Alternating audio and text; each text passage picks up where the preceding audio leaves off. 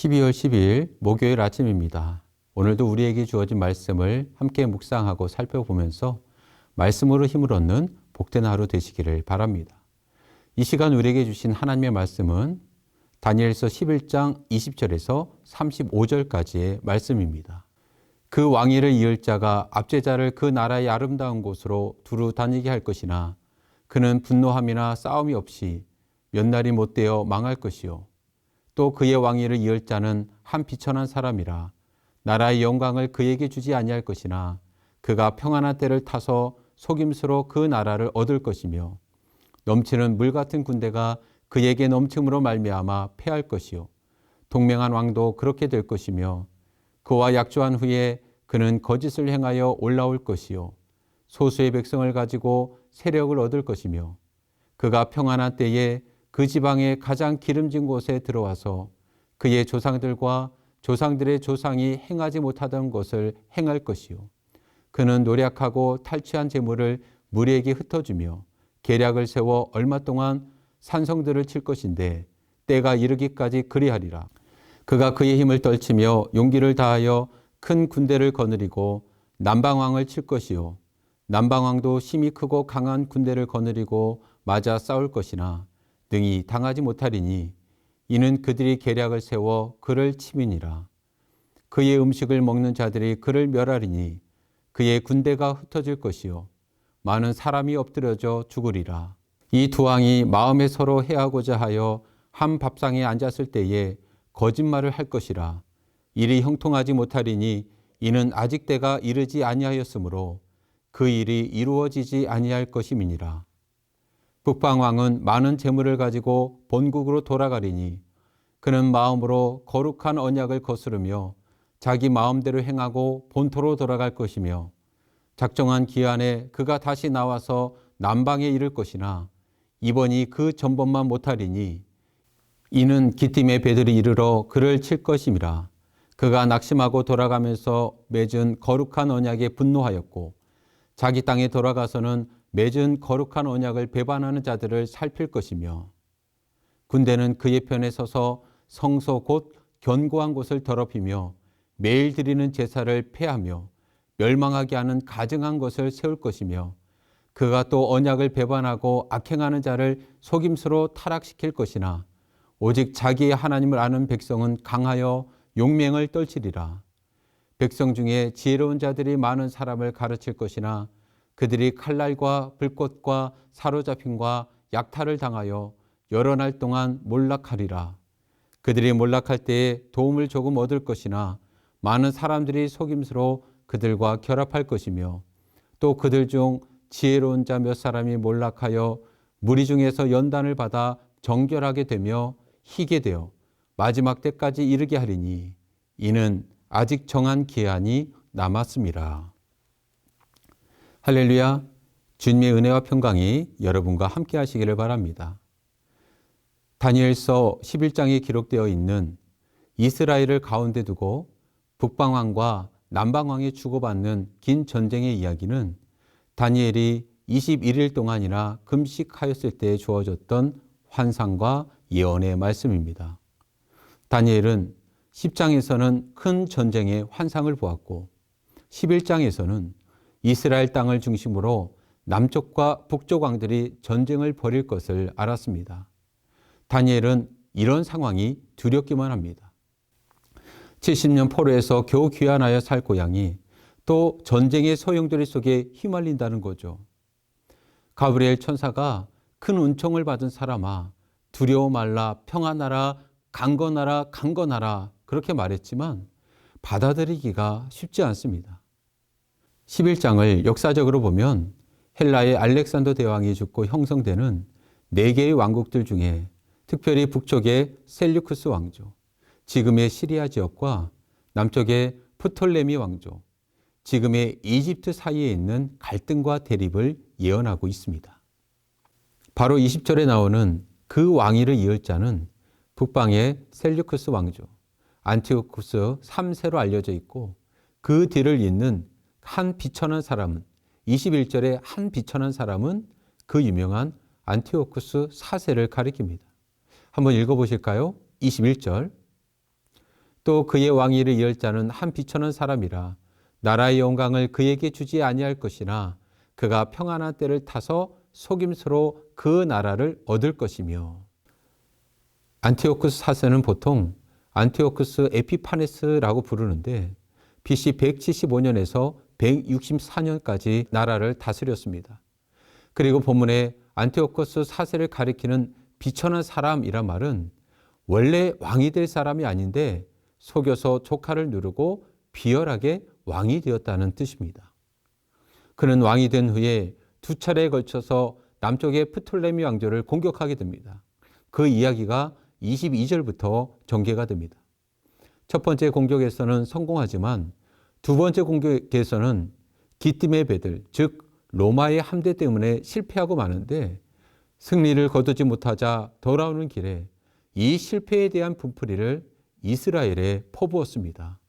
그 분풀이의 내용이 31절. 자, 31절 보실까요?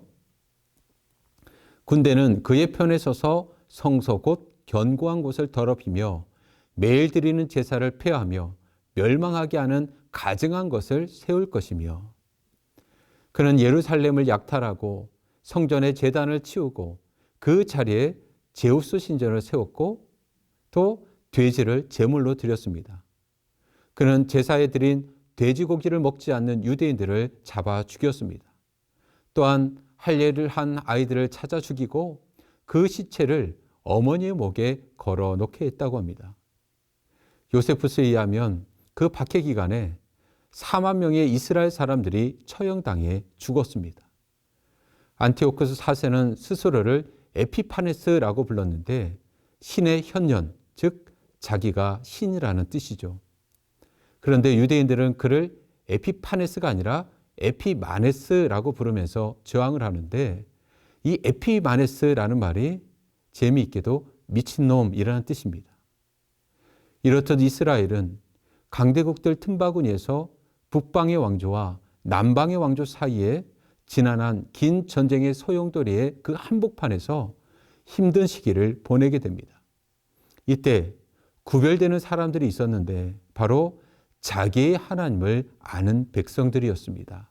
32절. 그가 또 언약을 배반하고 악행하는 자를 속임수로 타락시킬 것이나 오직 자기의 하나님을 아는 백성은 강하여 용맹을 떨치리라. 아멘. 오직 자기의 하나님을 아는 백성은 강하여 용맹을 떨치리라. 환난과 핍박의 때에 사람들은 크게 두 종류로 나뉘게 됩니다. 살기 위해서 변절하는 자와 죽기까지 저항하는 자입니다.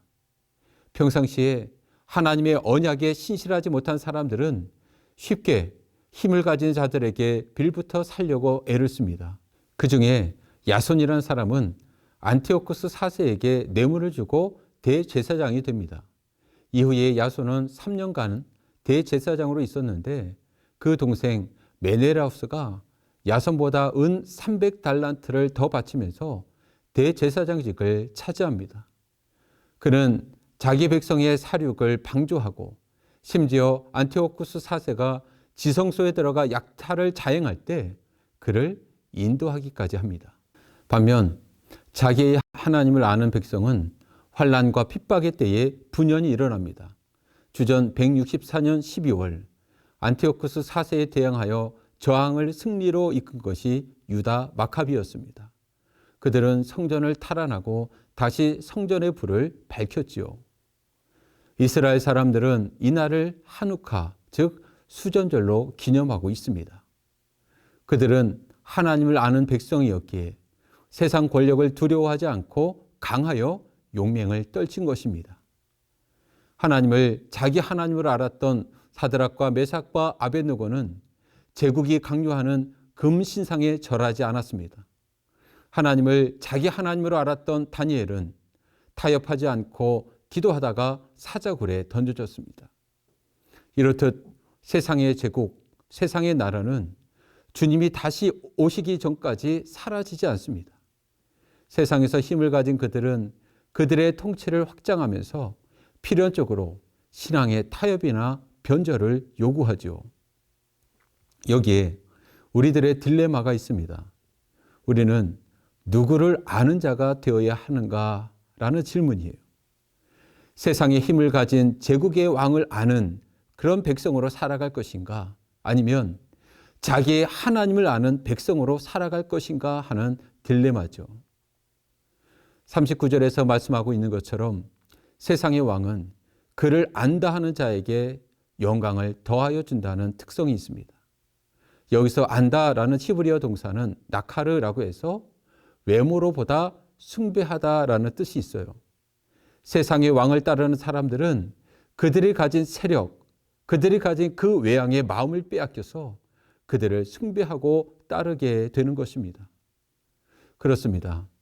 하나님을 알지 못하는 사람은 세상 나라에서 힘이 작동하는 대로 자신의 본성과 욕망이 그 기준이 되어서 그렇게 살아갈 것입니다. 그러한 삶이 편하고 성공으로 가는 길이 될 수도 있겠죠. 반면 세상에서 제국의 힘이 작동할수록 하나님을 아는 백성은 고통과 시련을 당할 수도 있습니다. 그것은 세상의 가치에 대항해서 하나님의 뜻을 지켜야 하기에 당하는 그런 고통입니다. 여러분, 하나님을 믿으시는지요? 그렇다면 우리 역시 하나님을 아는 백성들의 계보를 이어가야 합니다. 자기의 하나님을 아는 사람은 강하여 용맹을 떨치리라. 자기의 하나님을 아는 사람은 하나님을 위한 엄청난 열정이 있습니다. 자기의 하나님을 아는 사람은 하나님 안에서 큰 만족과 위로를 얻습니다. 이 세상에서 벌어지는 상황과 처지에 의해서 일희일비하며 살아가는 것은 하나님을 알지 못하는 사람들이 본능적으로 반응하고 살아가는 방식이지만 하나님을 아는 사람들은 그런 것들을 위해서 좌우되지 않고 하나님께서 내 실패와 좌절과 나의 죽음과 심지어 내 사랑하는 사람의 죽음과 기타 모든 것들을 초월하여 하나님께서 이 모든 것들을 능히 선으로 바꾸시는 전능하시고 지혜로우신 그 하나님이신 것을 알기 때문에 그 하나님 안에서 흔들림 없이 또 잠시 흔들리긴 하나 위로와 만족을 얻고 살아갑니다. 자기 하나님을 아는 사람이야말로 진짜 강한 사람이죠. 히브리서 기자가 말한 것처럼 세상이 감당하기 힘든 사람입니다. 아무쪼록 이 핍박의 시대에, 이 어려운 시기에 하나님을 알기에 강하여 용맹을 떨치는 우리 모두가 될 수 있기를 주님의 이름으로 축원합니다.